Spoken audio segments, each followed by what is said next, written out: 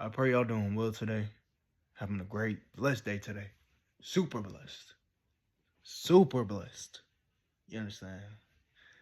Today I want to go over Proverbs chapter 2 and the verse, well, the verses that stuck out to me the most were 10 all the way through 19.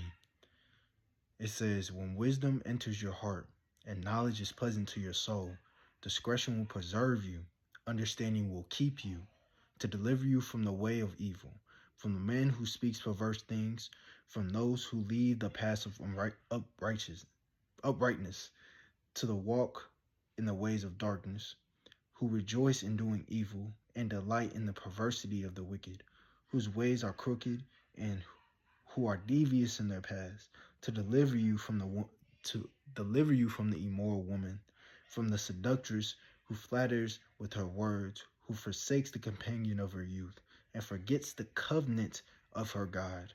For her house leads down to death, and her path to the dead. None who go to her return, nor do they regain the paths of life.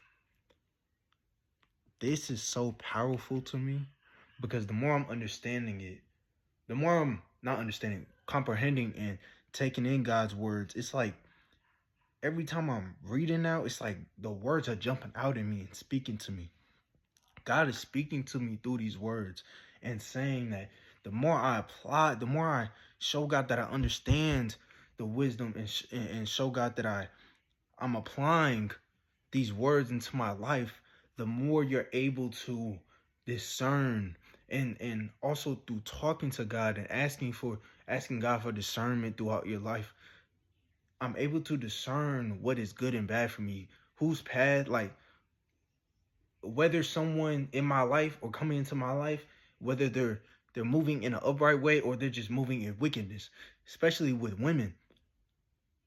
I'm starting to notice a lot of women in this world are not God-fearing, and that's a problem for me personally, because I noticed, especially before, I used to chase and I would just find a woman through lust, but I wasn't. Now I'm starting to think, especially moving throughout my relationship with God and getting closer to him, I want a woman who is truly in her spirit.